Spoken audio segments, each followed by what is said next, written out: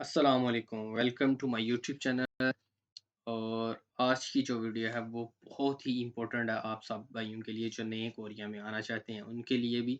उनके जितने भी क्वेश्चन थे वीज़ा इशू होने के बारे में यानी इजरा होने के बारे में उनके लिए, और जो हमारे स्पेशली रिटर्निंग भाई हैं अगर वो भी अपने मालकान से जो है वो अपने लिए जो है वो वीज़ा यहाँ से अप्लाई करवाना चाहते हैं, यानी कि फॉरेनर अप्लाई करवाना चाहते हैं और दोबारा वो कॉन्टैक्ट अपनी कंपनी में हासिल करना चाहते हैं, तो उनके लिए भी थोड़ी बहुत जो है वो हेल्प हो सकेगी। तो बाकी जो नए आने वाले लड़के हैं जितना भी उनका क्वेश्चन था कि क्या एक मालिक स्टडी देखकर एजुकेशन देखकर जो है वो वर्कर सेलेक्ट करता है या फिर उसकी एज या उसके अलावा क्वालिफ़िकेशन या उसके अलावा उसकी हाइट और उसके अलावा उसकी जो लैंग्वेज में एक्सपीरियंस होता है वो, और क्या-क्या चीज़ें जो है वो मालिक देखकर सेलेक्ट करता है। तो उसके बारे में जो भी है वो मैं सारी इन्फॉर्मेशन आज आप लोगों के साथ शेयर करूँगा।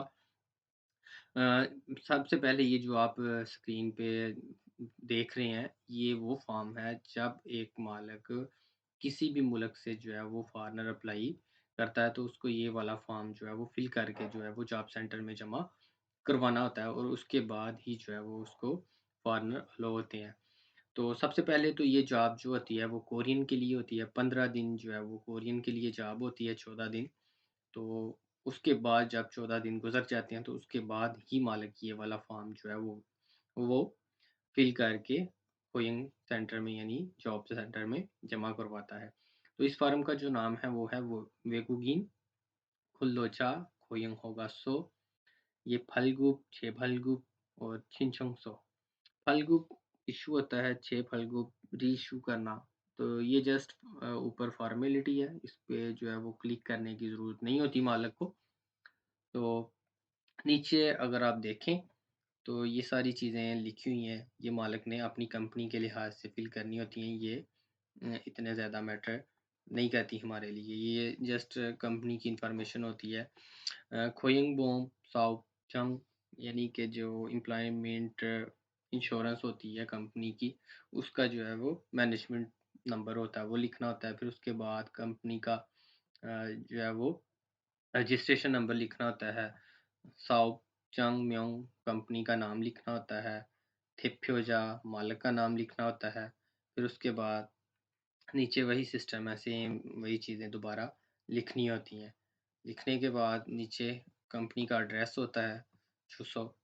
फिर उसके बाद कंपनी का नंबर होता है, अगर मोबाइल नंबर है तो वो लिखना है, अगर फैक्स है तो फैक्स लिखनी है।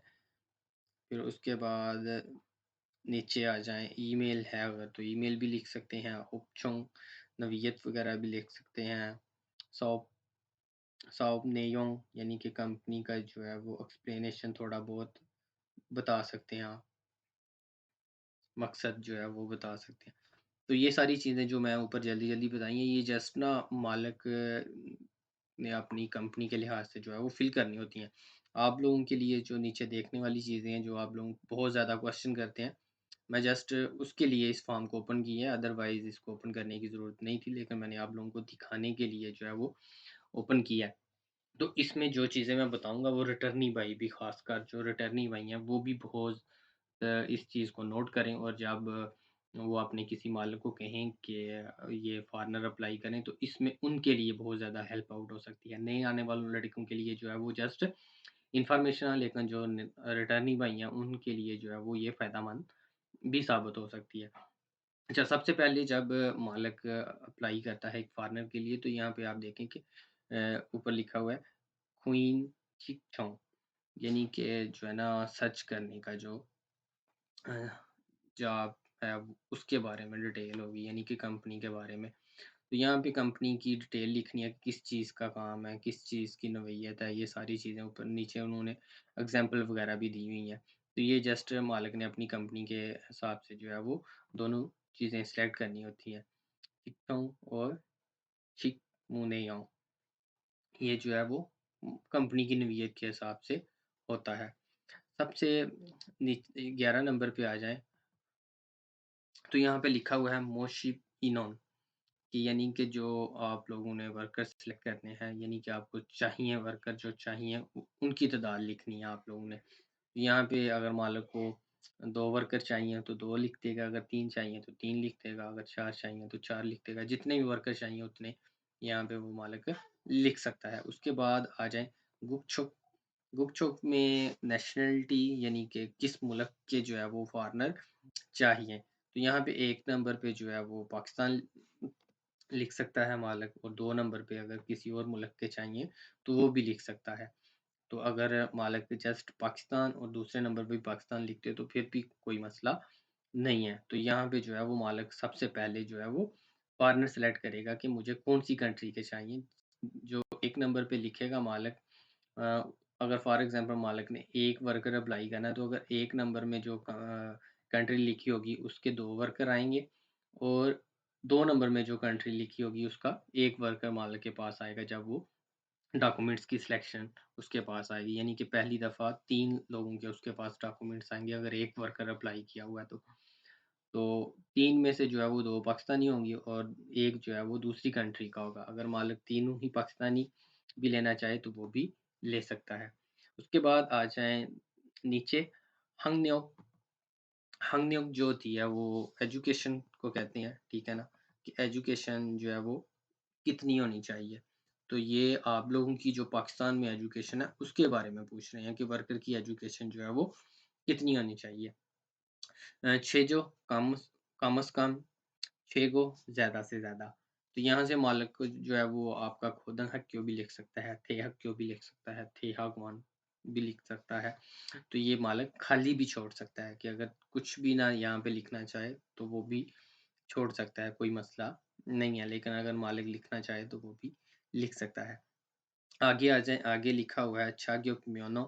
चागयोक म्योनो की यानी कि आपके पास कोई काबिलियत का लाइसेंस वग़ैरह है, तो वो भी मालिक मेंशन कर सकता है कि ये जो है वो अ, चाहिए।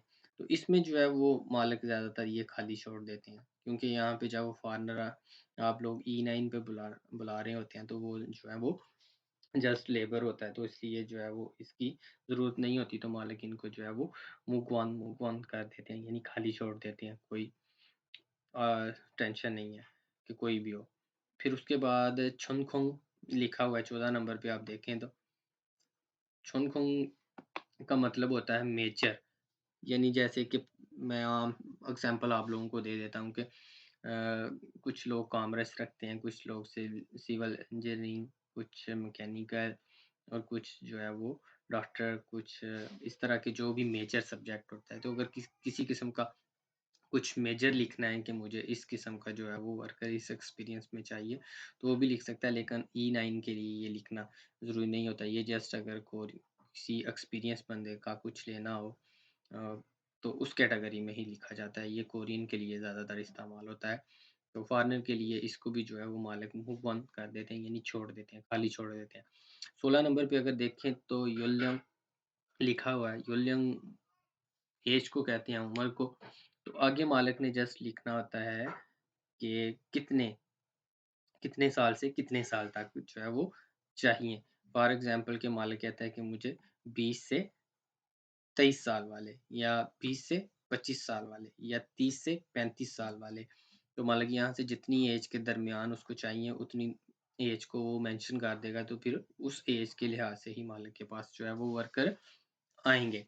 तो ये ऐज जो है, एक तो ऊपर देखें कि क्वालिफ़िकेशन ज़्यादातर मालिक नहीं लिखते, क्योंकि ये खाली छोड़ देते हैं, इसलिए ये बिल्कुल बेफ़िक्र रहें, इसका जो है वो इतना ज़्यादा मैटर नहीं होता। लेकिन कुछ मालिक अगर लिख भी देते हैं, तो फिर जिस कैटेगरी से वो लिखेंगे, उसी कैटेगरी के लिहाज से फिर ये भी चीज़ जो है वो आप लोगों के डॉक्यूमेंट्स के साथ कंपनी में आएँगे। अगर मालिक यहाँ पे खुद क्यों लिख देता है छेजों में कम से कम जो है वो हाई स्कूल होनी चाहिए, तो फिर हाई स्कूल से लेकर ऊपर जितने भी ज़्यादा होंगे वो आ जाएँगे। अगर छेगों में लिख देता है कि ज़्यादा से ज़्यादा जो है वो मुझे चाहिए, थेहाग-वन लिख देता है, तो फिर जो है वो थेहाग-वन वाले जो डॉक्यूमेंट्स हैं वो भी कंपनी में आएँगे।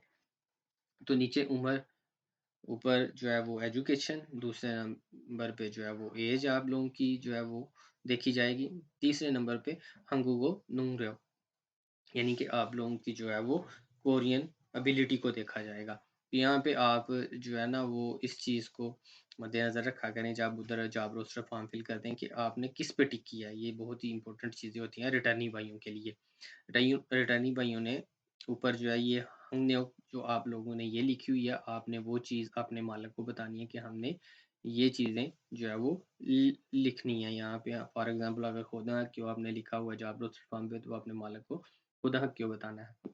उसके बाद आपकी एज जो होगी आपने मालिक को वो एज बता देनी है। तो फॉर एग्जांपल 35 साल है, तो आप लिखते हैं 34 से 36 साल वाले, तो 3 सेंटर में आ जाएगा 35, तो उसके जो चांसेस हैं वो ज़्यादा होंगे फिर आपकी डॉक्यूमेंट्स कंपनी आने के।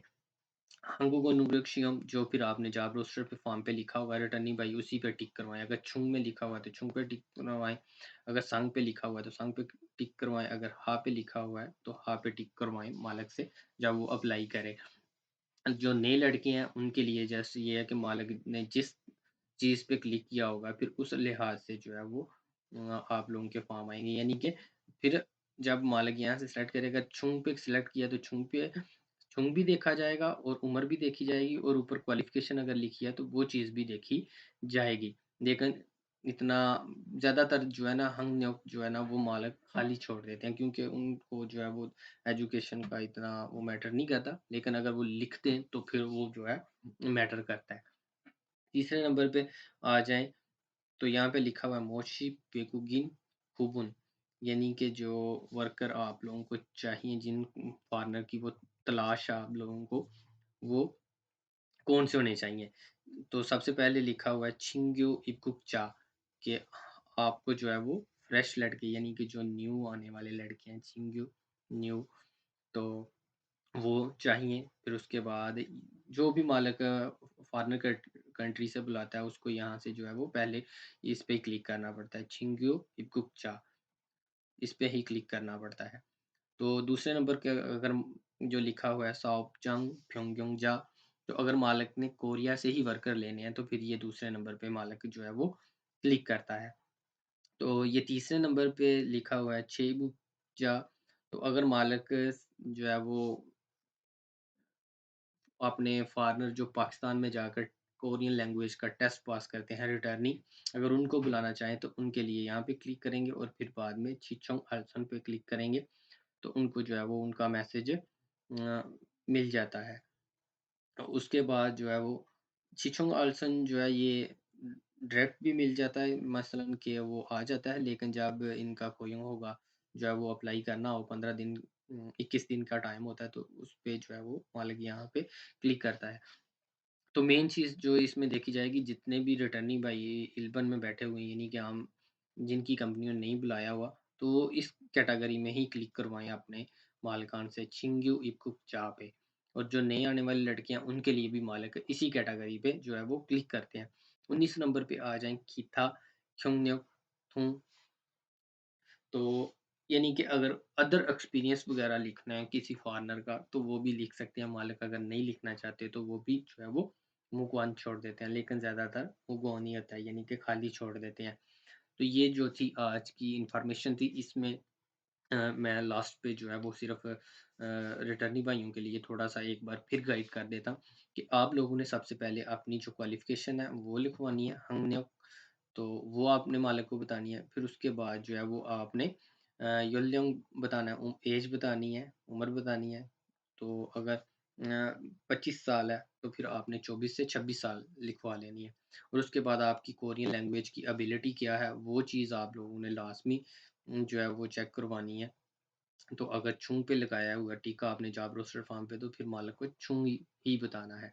और उसके बाद लास्ट पे जो है वो चिंगू इबकुक चा जो है वो अप्लाई करने हैं मालिक ने।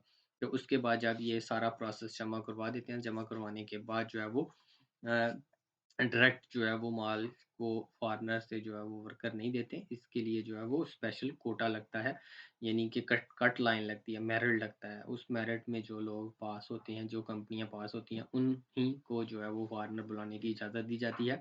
और कुछ कंपनियां ऐसी भी होती हैं जिनको फॉरेनर नहीं मिलते, और कुछ कंपनियां, बहुत सारी कंपनियां बल्कि ऐसी होती हैं जो वेटिंग में भी होती हैं, कि अगर पहले वाले किसी मालिक जो है वो वर्कर लेने से इनकार करता है, तो फिर थेगी नंबर पे जो है वो थेगी बोनो होते हैं, फिर उस नंबर के हिसाब से, वेटिंग नंबर के हिसाब से फिर जो है वो नीचे वाले बंदों को इजाज़त दे देते हैं कि आप भी जो है वो वर्कर ले सकते हैं। तो इसका जो है वो कट लाइन जब लग जाती है उसके बाद कंपनियों को मैसेजेस आ जाते हैं कि आपने फॉर एग्ज़ाम्पल दिसंबर की 12 से 16 तारीख तक जो है वो इजरा हो रहे हैं।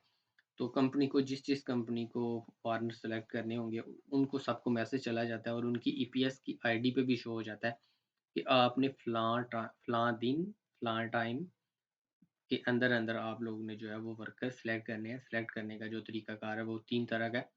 या तो बाई फैक्स ले सकते हैं या फिर विज़िट करके ले सकते हैं या फिर तीसरे नंबर पे अपनी डायरेक्ट ईपीएस की आईडी से जो है वो सिलेक्ट कर सकते हैं। तो वीडियो काफ़ी लेंथी हो गई है, तो इसमें मैंने सोचा कि आप लोग बहुत ज़्यादा क्वेश्चन करते हैं तो इसलिए मैं ये फॉर्म ही आप लोगों को दिखा देता हूँ। इसके नीचे भी और भी चीज़ें हैं, वो भी थोड़ा-सा चलें मैं दिखा देता हूँ आप लोगों को। तो नीचे वाले पेज पे भी आ जाते हैं। तो उसपे जस्ट आप लोगों का जो है वो कॉन्ट्रैक्ट जो आप लोगों को ईसी की तरफ से मिलता है, उसके बारे में डिटेल बतानी होती है मालिक ने। यार डेली टाइम कितने बजे से कितने बजे तक तक है और उसके बाद डे नाइट है या डे डे है, उसके बाद सारी चीज़ें जो है वो बतानी होती हैं। ये जस्ट आपका जिस तरह का कॉन्ट्रैक्ट होता है, उस तरह की चीज़ें हैं। तनख्वाह किस तरह देगा, कितनी तारीख को देगा, यानी कि डिडक्शन पीरियड होगा, नहीं होगा, ये सारी चीज़ें यानी कि रिहाइश होगी, नहीं होगी या रिहाइश है तो फिर किस तरह की है, तो उसके बाद खाना किस टाइम का है, ये सारी चीज़ें साथ में मेंशन करके मालिक ने जो है वो जमा करवानी होती हैं।